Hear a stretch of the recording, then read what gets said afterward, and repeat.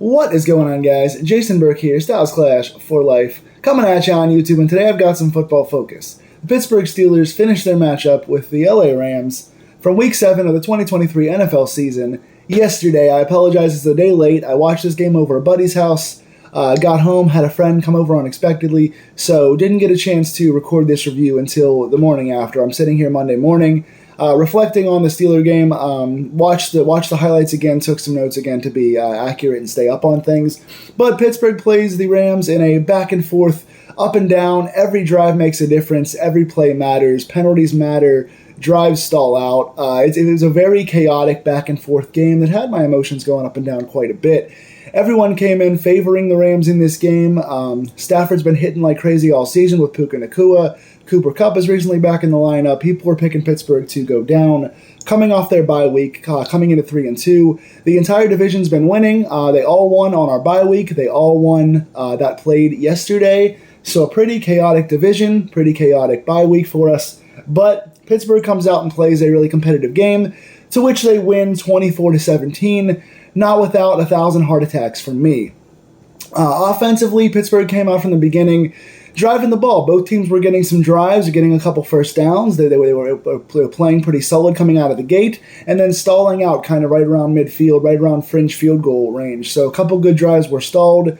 Nothing big was happening on the scoreboard for quite a while, and then it got going back and forth quite a bit. So Pittsburgh offensively, again, not necessarily a bad game. Finished with 3 touchdowns, 24 total points. That is a pretty encouraging sign for them, especially in the second half. They started taking a few more chances, converting on a few more drives, mixing in some quality runs with their passing. Pittsburgh was putting it together a little better and calling a better game and being a little more clean with the ball than usual in this game. So you got to be encouraged by that. That being said, the offensive line still needs a little bit of work. Kenny Pickett still needs to be a little more consistent. They still need to go downfield a little more and take some more shots. Defensively, man, this is the most inconsistent up and down group that I've seen ever. It's insane how big of plays they can make, how they can splash, and how they can at times look like a top 5 defense. And then other times they can't even tackle 4th-string running backs. The Rams came into this game today with, I got to read these names to make sure I get them right. They came in with Royce Freeman and Darrell Henderson, Jr. And if those guys sound like kind of journeyman running backs who are usually fill-in for injuries, who never really get to be a full starter being on their first season, that's because these guys are. Nothing against Henderson or Freeman, but they came in this season as the 4th and 5th running backs. The Rams had Cam Akers, who they traded to Minnesota at the start of this season, or kind of a couple weeks into the season. And then they had the 2 rookies that both got injured. I'm losing their names right now. They had 2 rookies that have been playing for them this season who both went down with injury. So they went to essentially the 4th and 5th running backs, neither of which had been on the team or gotten any NFL touches this season until this game. And both guys finished with over 60 yards. Where are we at? Henderson wound up with, I think, 66 yards and 5 point something a carry. And Freeman wound up with a touchdown. I think it's the other way around. Henderson got the touchdown. Freeman got 55 or 5.5 yards a carry. Again, these are 4th and 5th running backs who weren't on the team coming into the season. So we really need to do a better job of being consistent on tackling, getting more pressure as far as the run plays go, staying in our gaps, just our discipline as far as staying at home on cutback plays and closing down holes and gaps and getting bullied off the ball is a big problem for this defense. Passing is the same thing. I'm going to bring it up. Let's get into stats overall, and then I'll talk about the positives and negatives more acutely. Kenny Pickett today, pretty solid day. Probably his most consistent day overall, I think. Maybe the Raiders game, possibly, but this is up there too. 17 of 25, 230 yards, no touchdowns, no picks through the air, but did have a rushing touchdown as well on the Philly special tush push, the brotherly shove, they call it. Connor Hayward pushed Kenny into the end zone for a touchdown. So a rushing touchdown, but no passing touchdowns. 230 through the air. And again, pretty accurate for the most part. Didn't miss a whole lot of guys. Pickens did have one drop that he should have caught. He kind of alligator armed it, short-handed it. Other than that, pretty consistently good today as far as his accuracy goes. Still was struggling to... He gets too antsy when he's in the pocket. He doesn't like being in the pocket. He's not comfortable enough yet. His feet are moving too much, and he's running out of the pocket, bailing out too much, and he's If he's not getting his first read open, he doesn't have the patience to look downfield for a different read. He stays on the same guy, or he throws the ball away, or he tries to run around. And that doesn't always lead to the best results. But accuracy was improving today. Made some good throws downfield, but still needs to calm his feet down and keep his eyes downfield and settle into projections. The game still has not slowed down for Kenny Pickett quite enough, in my opinion. Pretty solid day running the ball. Not special, but solid. Najee Harris, 14 carries, 53 yards, and 1 touchdown. Jaylen Warren, 6 carries, 32 yards, and 1 touchdown. Najee ran really hard today, finished off his run strong. Every good week Najee has, I always say it's because he finishes run strong. He's more decisive in hitting his holes, and he's falling forward. That extra 2 to 3 yards of play always helps. When Najee can break a tackle or extend the ball and fall forward, that's an automatic extra few yards. Najee winds up with, I think, 3.8 yards a carry today, 53 and a touchdown. Jaylen Warren broke a nice one in the 10 or 15 yard line, broke a nice one straight up the gut for a touchdown. He winds up with 5+ yards a carry and his touchdown today. Not enough touches for Jaylen Warren. I don't think 6 touches, including just one early, is enough for him, especially when he still looks like the more explosive back. He's hitting his holes more decisively. He looks like he's committing more to where he's going, and he just looks faster with bigger bursts. Again, nothing against Najee. His game was not bad today by any means, but Jaylen Warren just looks like the better overall running back. He looks more seasoned. He looks like a better combination of speed and physicality because his mental acuity of finding the hole and just going is making him the better running back right now. But again, both guys played decently today. George Pickens, 5 catches for 107 yards. That might be his 3rd straight 100-yard game or 3 in the last 4 games. He's looked really, really good out there, especially the back shoulder throws. Kenny has got a good range with the back shoulder throws. Pickens knows how and when to turn around, position his body, get a little hand push, turn around, make a nice hands catch, tap his toes. There might be no better combination in the league right now. I don't want to give Kenny that much credit yet, but George Pickens especially is catching all those back shoulder throws, and Kenny's timing on those is really, really good. So they're hitting those like crazy. Deontay Johnson returns back into the lineup, a nice added addition, a speedster, a guy that can break some tackles, a guy that gets separation, a guy that adds an element of speed that we don't really see on offense very often. 5 catches for 79 yards. Now, I want to give these guys both credit because they both played very well today. Deontay on the out routes, Pickens on the back shoulders. But I also want to say this. One of my negative notes for offense, wide receiver maturity. People want to blame Tomlin for this. I'm not blaming Tomlin. I'm blaming the receivers. Yeah, Tomlin needs to crack the whip, but these receivers should know better, especially Deontay, who's been in the league now for, 6 years? He needs to know better. 2 big plays. One was a pass interference on Deontay. They called Witherspoon for a pass interference, which would have basically ended the game. It was the 4th quarter. It would have given us a first down that would have essentially ended the game. Then Deontay gets up and starts jawing with Witherspoon and talking crap, and then gets a taunting penalty, which negates the play, which then puts us on a 4th down, which we do actually convert. But even still, that can cost you the game. When you get the go-ahead first down and the game's over, you shut up. You do not come out jawing and causing a penalty that could have caused the Rams to get the ball back around midfield and potentially go down and tie this game. So, not a fan of Deontay on that move. Pickens also makes a nice back shoulder catch on Witherspoon. Witherspoon, by the way, the ex-Steeler, who was considered one of the better corners in the league so far this year, got torched by us today. I like to see that. But I will say, Pickens makes a nice back shoulder catch. He was torching Witherspoon on the physical stuff all day long. Then he gets up and starts jawing. They're going back and forth, but he gets up in his face and he's taunting, and that causes us to negate the catch and go back and put us in penalty yardage, put us 15 yards back. When you have an offense like ours, who's young and inexperienced, and by and large, for the most part this season, minus 2 games, has not been good at all, has been one of the worst offenses in the entire league, penalties will kill you. You don't hold on the line, which we had 2 of those today, and you don't get penalties downfield, especially ones you can help. All you got to do is hand the ref the ball and shut up and get back to the huddle. Immature penalties like that, lack of discipline like that, yeah, you can blame part of Tomlin for that. That's on the receivers, and they should know better, and this offense cannot afford those penalties. Speaking of the offensive line, they weren't bad today. We gave 2 sacks up, neither of which was to Aaron Donald. They both were to Heck. I'm not sure of his name. I don't know the guy until today. He had 2 sacks, both of which were kind of scheme sacks, so nothing big against the line. Did get 2 penalties, one on Dan Moore, one on Chuks Okorafor. Got to watch those. Dan Moore was back today. I was hoping to see Broderick Jones starting. I still want him in the lineup. I think he's better than Dan Moore and has a way higher upside at least. So I would put Broderick Jones in there, just a note for that. Line wasn't terrible, but wasn't special either. Defensively, TJ Watt gets an interception that changes the course of the game.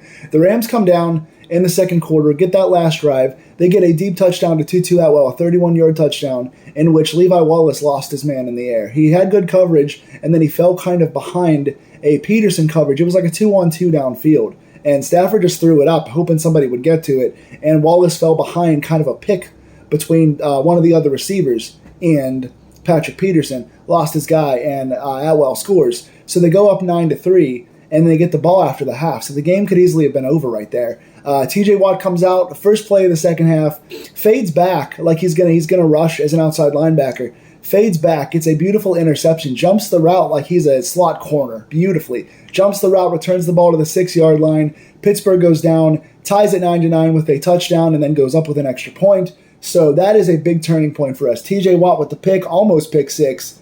One of the smartest and most effective guys all over the field. He gets picks, he gets fumbles, he gets strips, he gets sacks, he gets batted balls. There is nobody better on defense in the world than TJ Watt. Just putting that out there. Defensive Player of the Year once again. Best in the game. Larry Ogunjobi and Nate Herbig get our sacks. Nick Herbig, I'm sorry. I always confuse the brothers. Nick Herbig and Larry Ogunjobi get our 2 sacks today. I want to give these guys credit. Herbig is effective. He got to the quarterback in 2 other rush plays that didn't show up on the stat sheet, but then got a really nice sack that almost got stripped on his play. Herbig is an effective guy. For being a rookie who's so young, who is our 4th outside linebacker edge rusher, he's the 4th one. I don't know of any team that's got a better 4th string outside linebacker than ours. Man, this Herbig kid is got a big future. You see baby TJ Watt all over this guy. I love it. Ogunjobi's played pretty solid this season. He's been an underrated piece to us. And I want to give a lot of our guys credit, in the second half especially, both halves, but mostly in the second half. We got a lot of pressures that aren't going to show up on the stat sheet, but a lot of guys were getting to the quarterback and just getting in the general vicinity or hitting him after he got the throw off. They were rattling Stafford with his accuracy, where he was missing a lot of guys or throwing a lot of tight windows that came up just short. And that goes down to Keanu Benton and Herbig on a few plays, Highsmith and Watt, obviously, Ogunjobi, Cole Holcomb got there a few times. Who was the other guy? Quan Alexander got there a few times. I like seeing these guys pass pressuring. That's been a positive. When they do different kind of blitzes and they kind of crowd the line, they were getting in there today, more than I've seen so far this season. Besides maybe Cleveland, the Cleveland game. That was really positive pass rush today.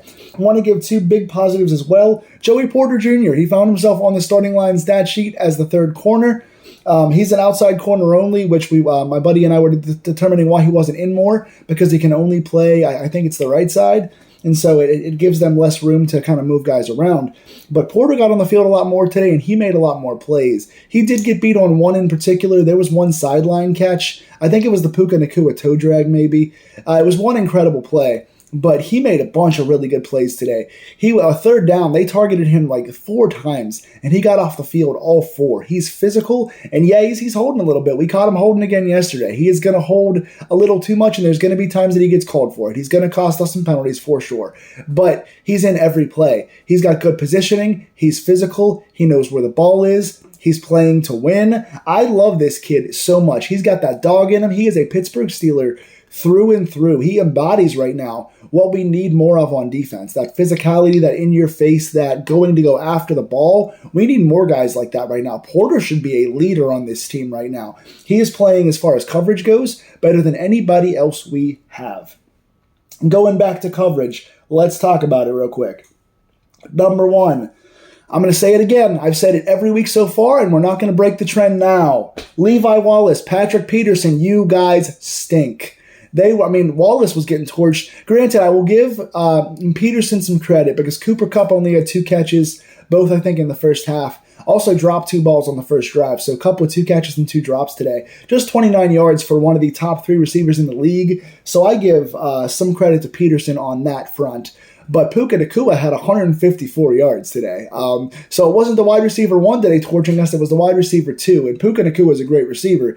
I think he's the NFL league leader right now. So he's the best rookie offensively in the NFL for sure. But he was torching us. Levi Wallace was getting burnt like crazy. He got beat on the touchdown. He got beat on 2 of the sideline throws. Nacua was all over the field, took a short slant and went long on it. He's just everywhere. And yeah, Minka Fitzpatrick is sometimes late getting over on backside help, but Wallace should be there, and he's just getting torched. And Peterson didn't do much better. He did good when he was one-on-one at times with Kupp, but overall, I saw Peterson getting beat a lot too. Higbee got him once. A couple other guys got him. I also think that Cole Holcomb, for as much as I like him in kind of the run game to an extent, he's still not getting a ton of rush pressure, and he's still a liability in pass coverage. For being a guy we brought in to be a pass coverage inside linebacker and that to be his specialty, he's our best pass coverage linebacker. He's not very good. He had, I think, 2 pass coverages today where he was guarding either Puka or the tight end, and he got beat both times pretty badly. So he's a liability in pass coverage too. So I wanted to say that, once again, our 2 starting corners, and Chandon Sullivan's not much better, but our 2 starting corners got iced today. So thank goodness we're seeing more of Porter, and I want him to start outright. I want to see him on the field outright, full-time now at this point. Also, where are we? What else are we doing? Again, Freeman and Henderson. We need more guys to stay in their gaps and tackle. I'm not going to keep beating a dead horse here. But for all the talented guys we have and all the veterans we have and guys that are known for being physical and getting turnovers, they're just not doing it in the run game. There's no excuse for this. So we need to get better at pass coverage and run game, because we're finding a way to take good offenses and take them out of the game. We're not doing nearly enough. So that's why this game went back and forth. Big positive for us on special teams, Brett Maher, the Rams kicker. He misses a 50-yard opening field goal by doinking it. He also pulls left on another 50-plus yard field goal where it's not even close, and then he misses an extra point. This is usually a pretty good kicker who's pretty consistent. He missed 7 points today, 2 field goals and an extra point. Pittsburgh wins 24-17. Pittsburgh wins by 7. He makes all those kicks. We got an entirely different game, so kudos to us for that. Special teams for us, Boswell goes 1 for 1 with a 50-plus yarder on his end, 54 I think it was. Presley Harvin's stat line, while not gaudy, is solid. 5 punts, 218 yards, 43.6 yards per punt, and 2 inside the 20. One was an absolute banger. I don't know what the long was, but he nailed one of them. So I like Harvin's game this season. I love Boz's game this season. Harvin had the bad first game of the year. After that, he's been great. Boz has been great all year. But yeah, Pittsburgh comes away with a solid win. They beat a team that I think on paper is better and everyone expected to win. They now put together consecutive wins. They've won now 2 in a row, and they are heading now at 4-2. They've got Jacksonville coming up. I forget what, I think the other one is maybe, I'm not sure what the other game is. But Pittsburgh's got a few games coming up that are big to try and string some wins together. But Pittsburgh has now got 2 in a row. They had their best offensive game since the Raiders game, their best defensive game since the Browns game, and now it is time for us to continue to string these wins together. Again, better offensive line, better play calling. We need several things to happen, but so far I'm encouraged with this win. And we ugly as it was, we stuck it out and we won our 2nd consecutive game. So tell me in the comments below what stands out to you. Who'd you like in this game? Who didn't you like? What other changes should the Steelers still make? And what do you expect going forward from this team? Please like, share, and subscribe if you like these deep dive videos. And I will see you guys hopefully a little sooner next time with my Steeler review. Take care, friends.